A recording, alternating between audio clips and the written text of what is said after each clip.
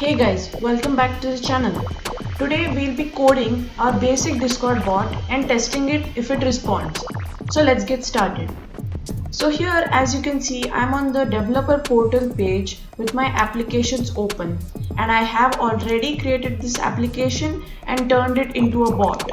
So if you are confused with this, you have to watch the previous video, that is the part 1 of this series, because without going in a proper flow you won't understand this complex library.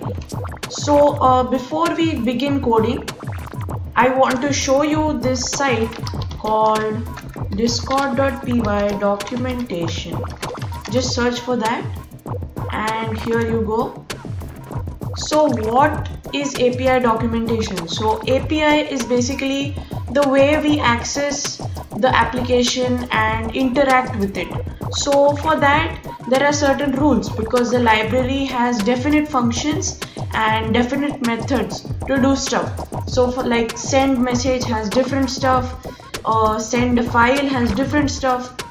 So here let's get into the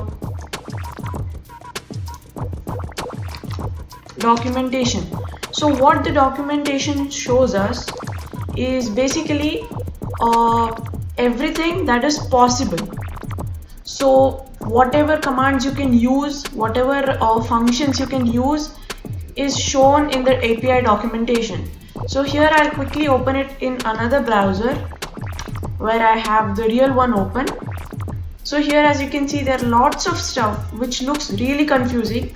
So you should use documentation to only see what is possible and what isn't. To understand what a thing does, you should actually stick to a tutorial or stick to a series and keep watching. So here you can see there are lots of stuff like guild, which is server, message, user, attachment, DM channel, sticker, raw message, delete event, lots of stuff, and we'll be going through this on the way.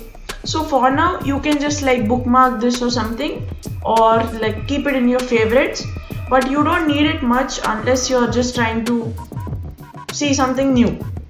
So let's get back to our coding. So for that, first let's go over to command prompt and let me take it full screen and type pip install discord. For me it is already Discord is already installed, so it just says already satisfied. But if it's not done for you, you need to type in this else the Discord library won't work. And if it shows you error called failed to build YAL wheels for Benedict or something like that in red text, like somewhere over here before this, then what you're supposed to do is you're supposed to install Visual Studio Code. So there will be a link coming up. You're supposed to install that, and then you're supposed to install C++ build tools. So that is a confusing thing, and if you get stuck there, do mail us or leave a comment so I'll help you through it. Alright, getting back to the coding. So here, as you can see, last video we had taken our token from this developer portal and pasted it here. So for now we can just remove it, or you can just copy this part, this token, you can just copy it and remove the rest. So now let's begin the real coding. So first you have to import the library, import discord. Okay, and probably you can take some other libraries based on what your code needs to do, but for this basic bot I'm showing you today, we only need the Discord library. Okay, so let's make client, let's just call it bot is equal to discord.client. So what this means is we are defining bot as the object which is going to contact Discord and do this stuff. Okay, so like basically the bot is going to send messages. If we name this client, it would be client will send messages and all that. So it's just like more like a formality, and we don't like need to go much into detail for today's video.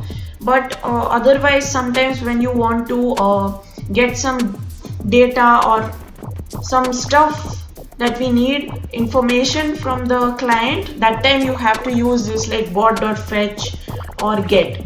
But we'll not get confusing now. Let's just start. So here first thing I need to tell you is everything that happens in Discord can be termed as an event. So somebody adds a reaction, it's an event. Somebody sends a message, it's an event. So for that we'll have to type bot.event. So whatever you name your client, you have to type that.event. Okay. So everything in Discord again is async functions, which means they're asynchronous. So async def on ready.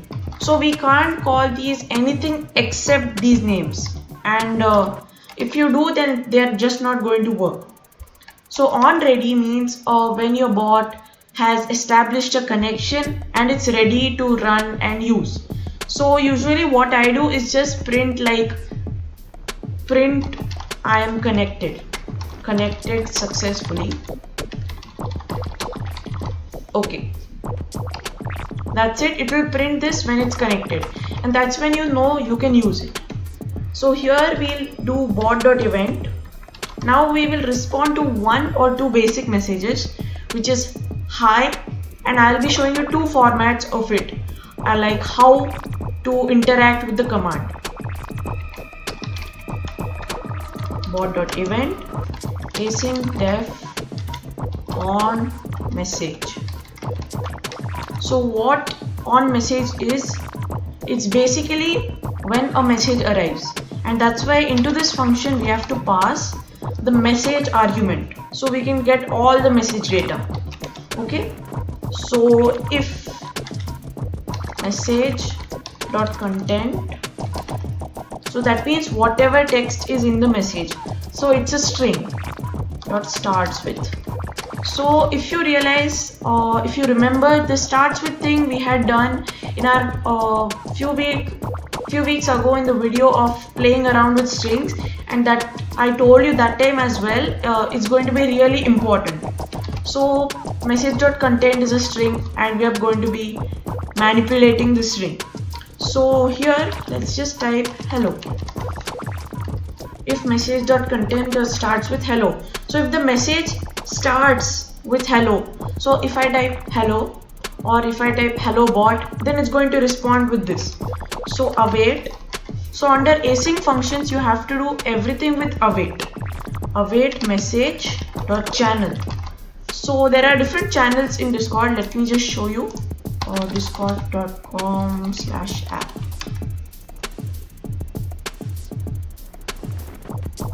There you go. So this is a channel and there can be multiple of them, many of them. So you want to know, like you want to instruct the bot to send the message only in the channel where the message came from. So message.channel.send. Hi, how are you? Okay, so now let's just do this basic thing, then I'll show you another way to interact with commands. So bot.run, or whatever your client is called here, that.run, and here your token in quotes here. Okay, so now I'll go to IDLE and run this, and you need to be aware that the first time you start your bot, it takes a bit of time to connect. So it might take 10 seconds or maybe up to half a minute, and you have to be patient because the first start is always like they are establishing the first connection, it's new, so you have to understand that. And later on it should take up to 10 seconds to start up, and if it's not starting, then you have either missed this event thing or something like that. And also if you don't put event, nothing is going to work here. Your bot is just going to be a program which is running. Okay, so let's run it.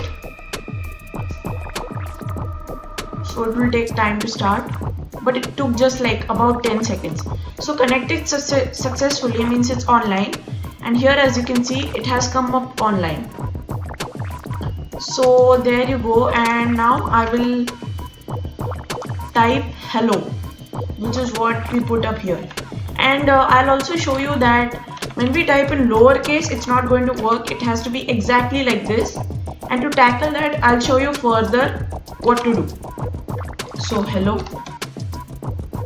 See, our bot responded, and that's actually quite an accomplishment considering this library is pretty confusing and complex. So now I'll just go for hello in all caps. There's no response. All like lower, no response, or nothing. So now let's code that part. So I will remove, to make it case insensitive, just put up here message.content.lower.starts with. So what lower does is, whatever case it is, suppose it is hello, then it will make it into hello. So like all under lowercase. Okay, so now let's save it and quickly run it. Let me just close this file and run this again. So now you see it just got connected in about 5 seconds.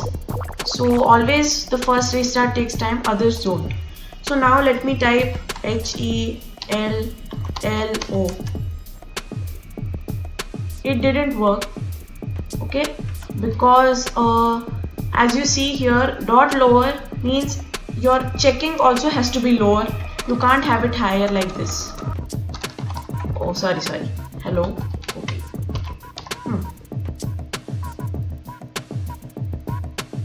Connected. So now we can type all uppercase and we can still get a response. And the benefit of using starts with is, suppose you want to create a bot that interacts to users, like not only commands, like suppose here like suppose you have commands like, let me say something like ban user, like they have to be really specific. So here what we can do, we can type hello bot, how are you, and all that it checks is hello. If it's starting with hello, like the message.content.lower, so the lowercase of the message starts with hello, then it will respond. Here you go.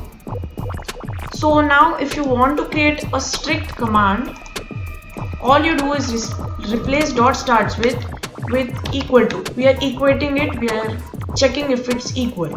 Okay, and then let's see the magic. It's not magic, it's just how the code works. Connected. So here we go, we put hello, it responds. But if we say hello, how are you, tell me, there's no response.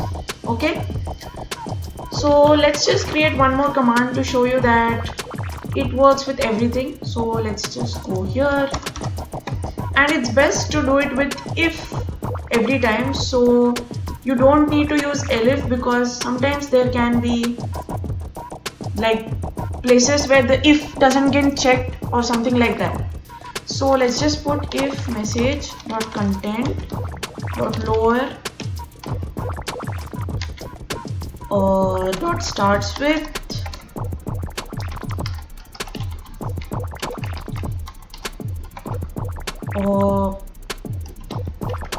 maybe creators coding. Okay, and here await message.channel.send, and let's just return have you subscribed. Okay, so before we run this, let me just tell you that there is also a method where you can just make different functions for different commands, and that is also a good way, but I prefer to use this, so there's a lot more customizability. Okay, so let's just run this again.